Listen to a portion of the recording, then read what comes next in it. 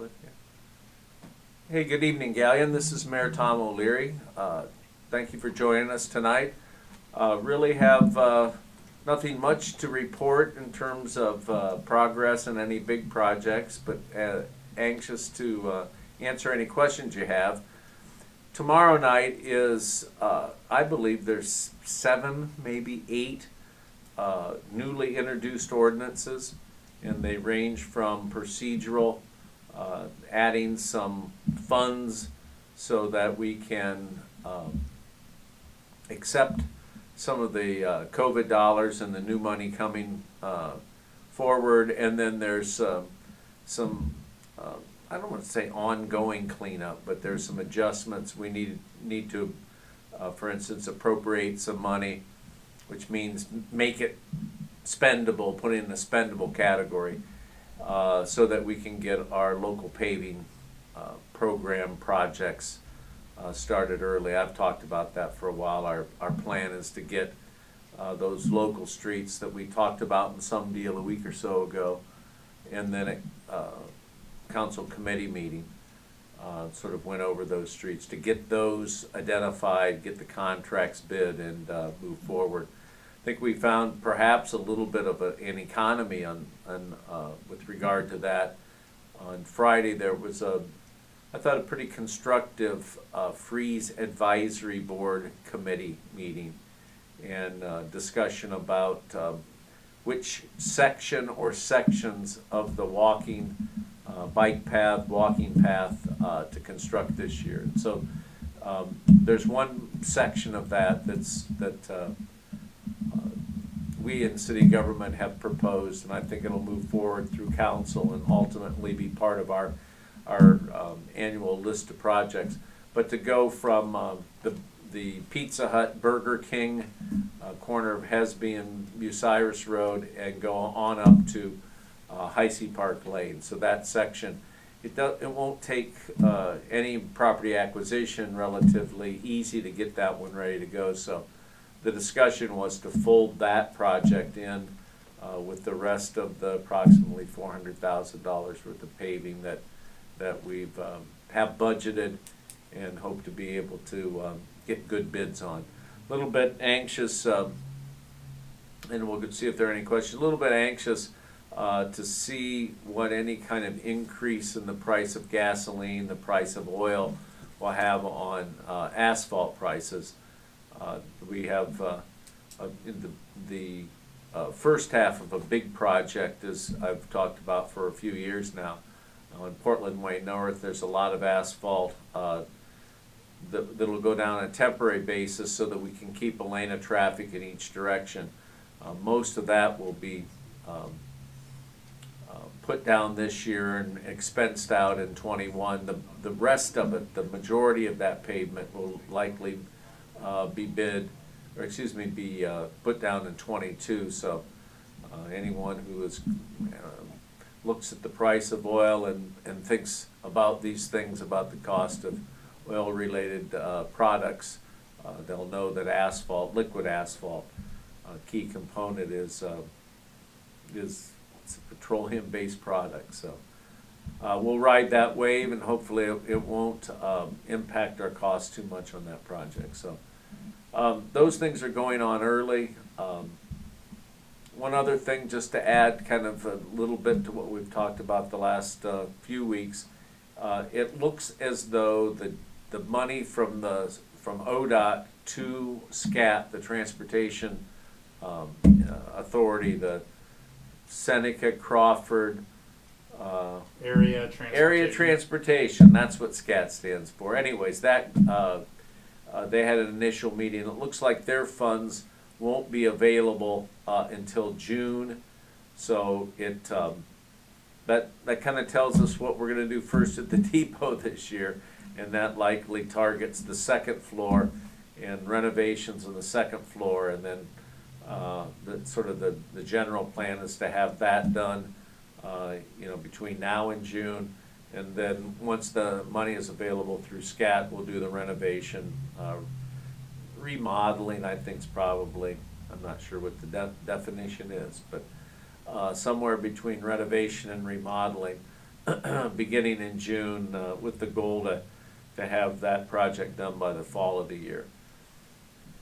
That gives us a little bit of a, it's not really the answer we were looking for as far as the park project, or excuse me, the project on the square. I have trouble calling that Park Square, but I guess we do for, I don't know, politically correct purposes, or because we said that in an application. But anyways, that project that we know optimally, we'll work it around the third Fridays in June, July, and August,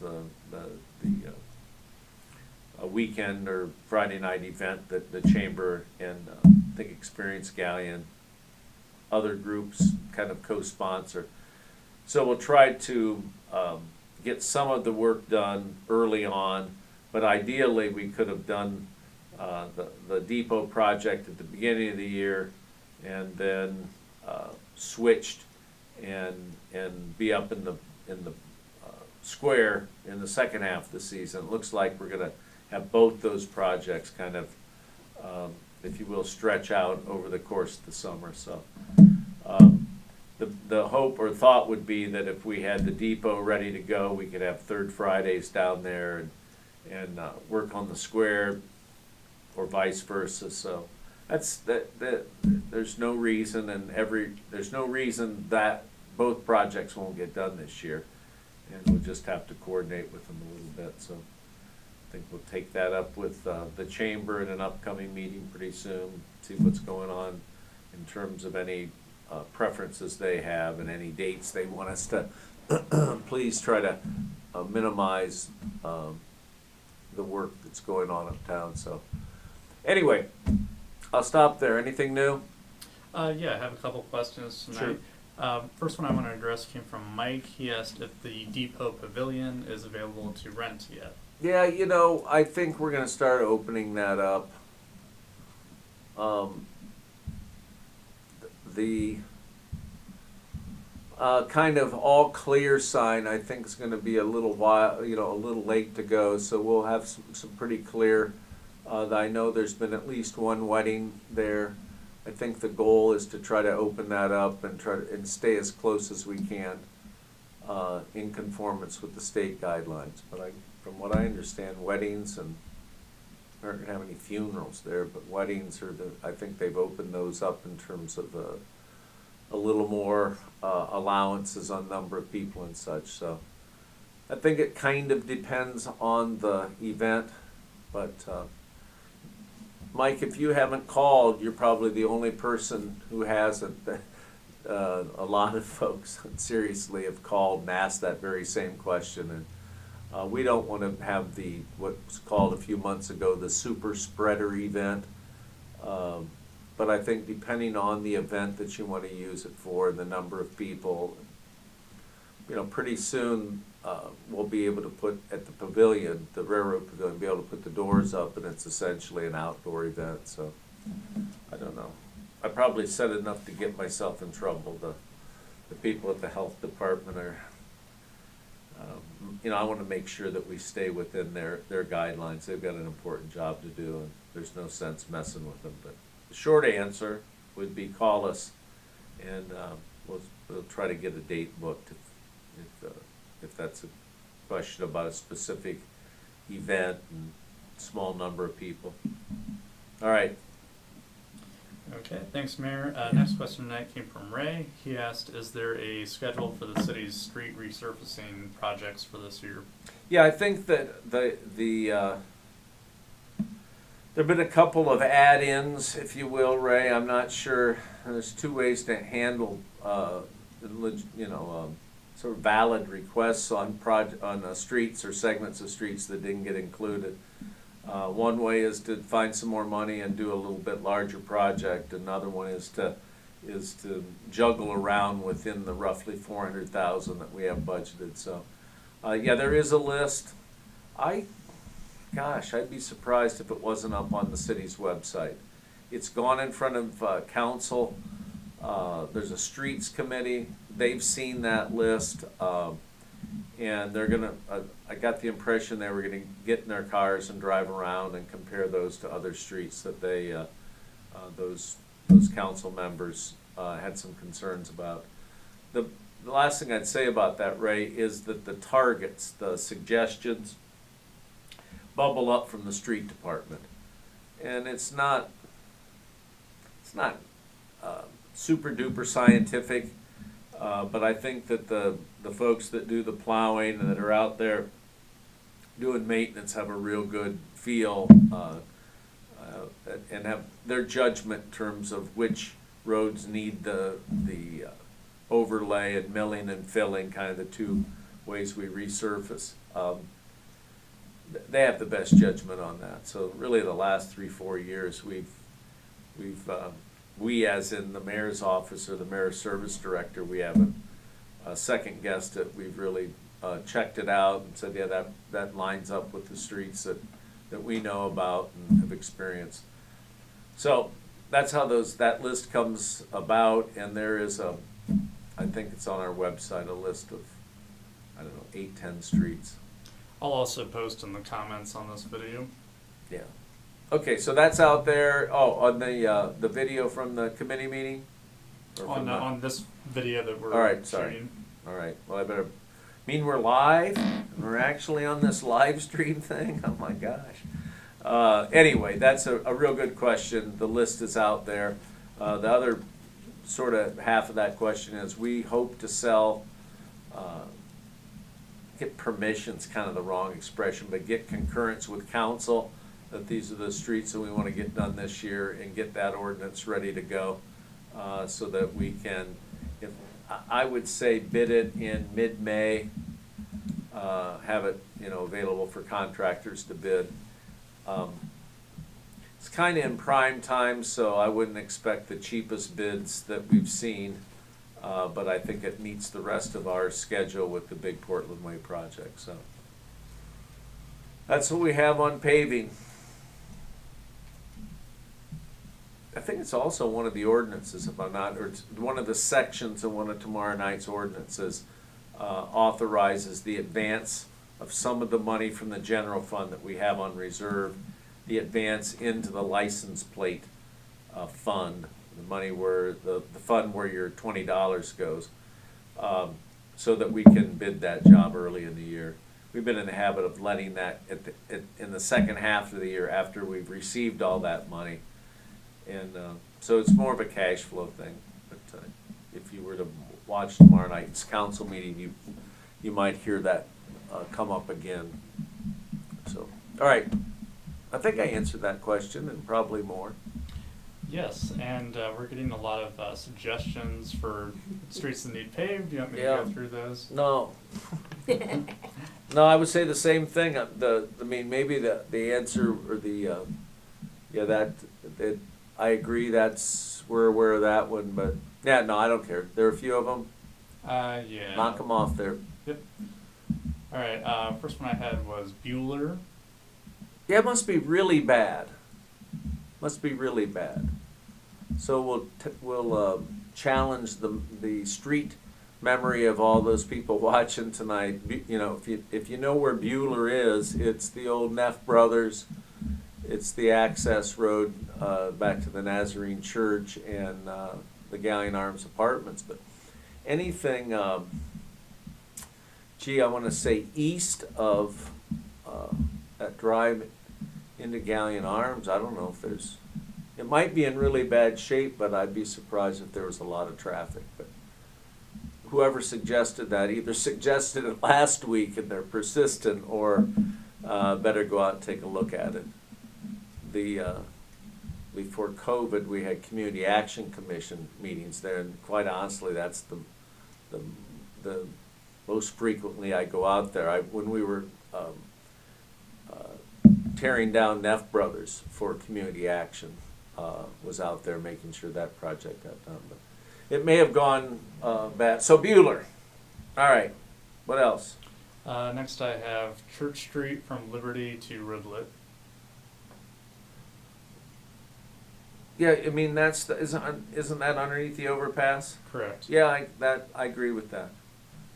And so does your councilman. And although it wasn't on the list, I think that's been added in. Everybody acknowledges, yeah, that's right. if you don't use that, if you use the overpass, you don't get a feel for how, like, there's more potholes than pavement kind of deal. That one's, okay, that's a good one. What else we got?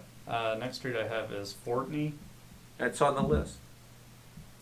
Okay. Yeah, I'll be out knocking doors on Fortney next week, taking thank yous and congratulations. But yeah, it's kind of bad. If folks don't know where Fortney is, it runs between Market and Newman, and it's a secondary street. And I think it's been, my recollection is that it's been close to being funded in the past, and they probably did some maintenance on it. But yeah, that's on the list, and probably, as my mom used to say, every dog has its day, so every street has its turn, and it might be Fortney's this year. Okay, next one was Pounder Avenue. That's on there too. Keep going, man. We're concurrent, yeah, all of that, and really for the Pounder, Walnut. I had a question about drainage there. We're gonna try to take a look at that in the process of that, but all around East Park there is really in pretty rough shape. So all of Pounder, the parking lot at East Park, and Walnut along there. I think really from 2nd out to 6th, it's driver beware, and that's got to be straightened up. So yeah, both those are on there. And next one I had was Elmwood Drive. I don't have any idea where that's at. That must be in Crestline. No, I haven't been out there, but I'll take a look. It's it's out there, Beechwood, Elmwood, Bueller. I'll take a look at it. It's not on the list though. So who's the 2nd Ward councilman? I know, but I won't hound him. Next. Is there any left? Any left? I'm trying. And then First Avenue.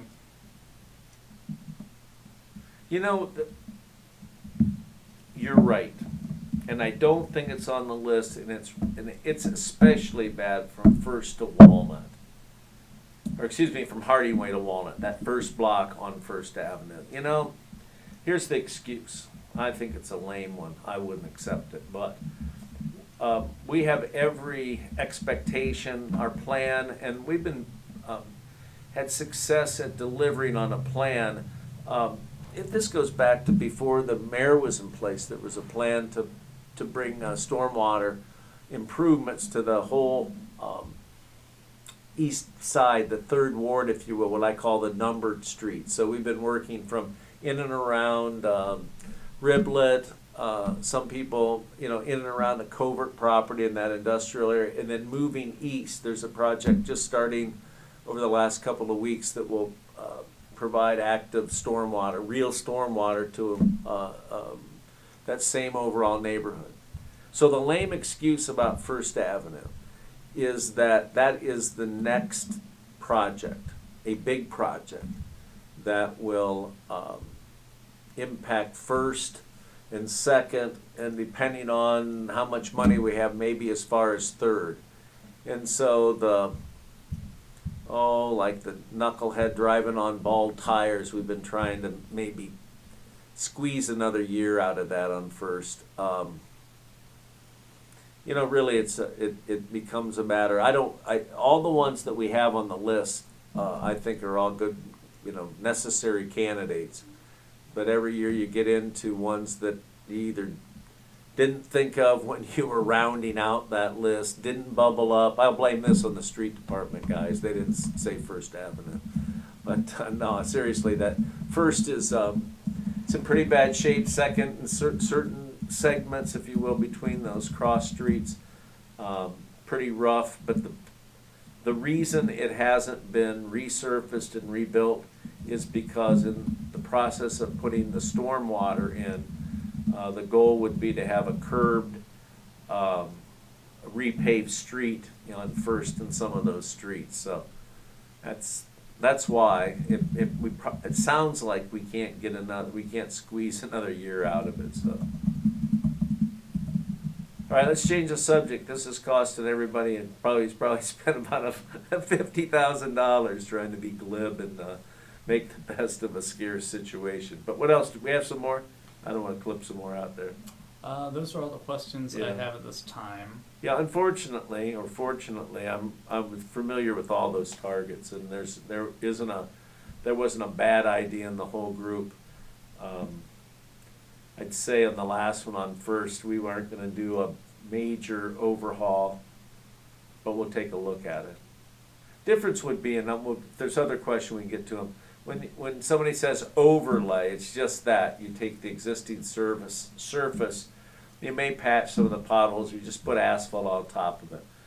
That's kind of why you have so many places that don't have any curb reveal. Is just overlay it. Although we haven't rebuilt the curbs consistently in our paving program, we have milled, meaning got rid of the old asphalt and replaced it with a similar depth. The milling itself is, I don't know, maybe 40% of the cost of doing any segment. And so, and particularly in Galion where we move them around, if the milling machine can set up and like they did on Harding Way and mill miles, it seemed like, that it's a lot more efficient, a lot less, costly per foot. So anyway, maybe First Avenue, we could overlay it. It'd be good for a year, then people would be screaming about it, but that's what it would be, a temporary fix. So, all right, I'll stop. For the construction people in the audience, I'll stop acting like I know what I'm talking about. By the way, Crawford Construction was at work today in my neighborhood, and it looks like they made some real good progress. Driver beware on Portland Way South, in and around Cherry Street and down to the Four Corners. They're repairing what has been like a slalom for people who use that part of Portland Way. The castings around the the sanitary sewer have broken and were real uneven. So, that kind of project. It's nice when you have a construction firm in the community that's on top of it and can provide that kind of service. All right, service that we're paying for, but they aren't that generous. Anything else? No, not at this time. Okay, add a couple of things, see if there are any more questions. Over the next week or two, there's going to be a meeting.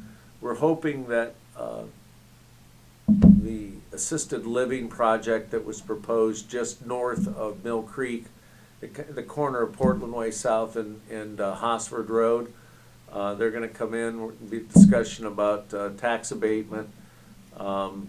It'll be interesting to see it's a new group of individuals, Galionites, that are serving on this committee. So it'll be interesting to see how they respond to the request that the developer is, it's kind of put in front of us. So when it comes to property tax abatement on residential, that's set by percentage and number of years. Any sort of property tax abatement on commercial property, we have a local group that basically negotiates with the developer for the amount, the percentage, and the number of years in the abatement. So I think that's coming up over the next week or two.